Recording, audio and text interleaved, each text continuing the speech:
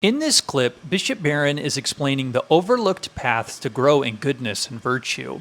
I need to provide a brief context because we are jumping into the middle of this clip. Barron is referencing Pope Francis's appeal to what, in effect, he calls virtue ethicists. They include people such as Aristotle and St. Thomas Aquinas. The main point is that we grow in holiness through the habituation of virtue. It's not about mere intellectual assent to proposition, and neither is it about boring rule keeping. This is so important. You don't want to miss this. Check this out. What really struck me about his views on virtue formation is the Pope has been clearly influenced by the virtue ethicians. Now, I'm talking about a group of philosophers and theologians the last, about 25, 30 years, who put a great stress on Aristotle's idea that the way to come to moral rectitude is not primarily through rules. Now rules are going to play a role in it, in any kind of discipline.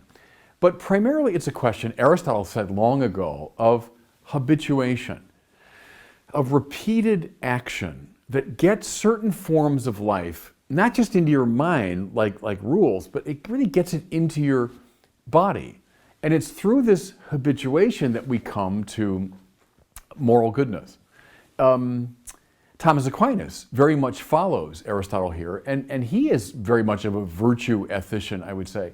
And it allowed me to see more clearly why Pope Francis, maybe sometimes in a exaggerated way, will be down on rules. Rules are good, rules are fine, but they're only part of a much bigger process of habituation. You know what comes to mind here is Stanley Hauerwas, the American Methodist theologian, very much in this school. Hauerwas's dad was a bricklayer, and so as a young kid, Hauerwas learned the art of laying bricks. He said, the moral life is like that. So there are rules, and I'm sure his dad at certain points said, no, never do that, or no, that's not the right way to do it, and no, here's how. But most of learning bricklaying is a matter of laying bricks, of trial and error, of doing it again and again, of being corrected by masters, watching great bricklayers do their work. And that's how we tend to grow in moral virtue. Very much in line with one of my favorite thinkers, namely Serve Pinckaers, the Pope says that habituation and virtue actually leads to freedom, even though it sounds the opposite. It sounds as though, oh gosh, the more you do all this, rules and habituation, you're becoming less and less free. No, only on a very modern reading of freedom is that true. But classically, no, you become free now to be a great bricklayer. Just as you become a free piano player, a free player of baseball, the more you internalize through habituation the life of baseball, the moves of violin playing, etc. Right? So habituation and virtue actually leads to authentic freedom. Here's something else, also very Aristotelian. Aristotle said that the best way to learn the moral life, find the good man, watch him, and then imitate him. See, so there's habituation grounded in the watching of a great master. Now see the comparison to apprenticeship.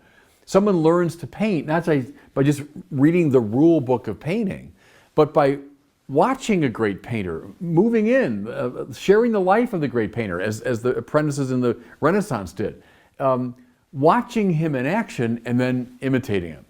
So the Pope, following John Paul here very much, says, the saints are the masters in the moral and the spiritual life.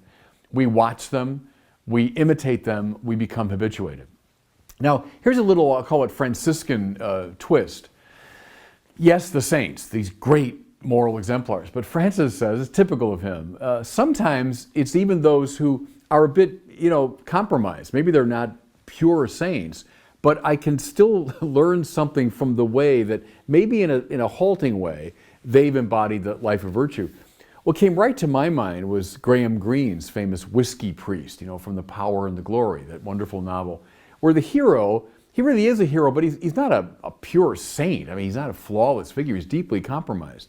But yet, he does exemplify something in the moral life of great power. Or think of, one of my favorite novels, Brideshead Revisited. Sebastian, who's a deeply compromised figure, morally, spiritually, otherwise. But he emerges by the end of that novel as indeed an exemplary figure. That struck me as very Franciscan as he lays out this image. Bishop Barron has explained that virtue comes through the habituation of virtue instead of merely assent to proposition or rules. This insight is deeply rooted in the biblical witness. Consider David, who didn't become a courageous warrior overnight. His years of tending sheep and defending them from predators like lions and bears prepared him to face Goliath with boldness and faith. Likewise, Daniel's steadfast practice of daily prayer gave him the strength to remain faithful in the face of persecution, even when thrown into the lion's den.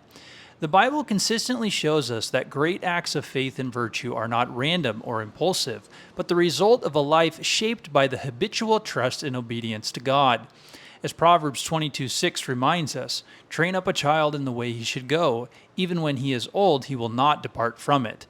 The active training of repeating small, faithful actions forms a foundation that carries us through the larger challenges of life. So ask yourself, what habits are you forming today? Are they leading you closer to God and shaping you into the person He calls you to be? The overlooked path of virtue is a daily one, built on small, deliberate steps. Through God's grace, these steps can transform your life and prepare you to live fully in His love and purpose. Let this reflection inspire you to embrace the process, trusting that the path of virtue is not only worth walking, but essential for becoming who you were meant to be.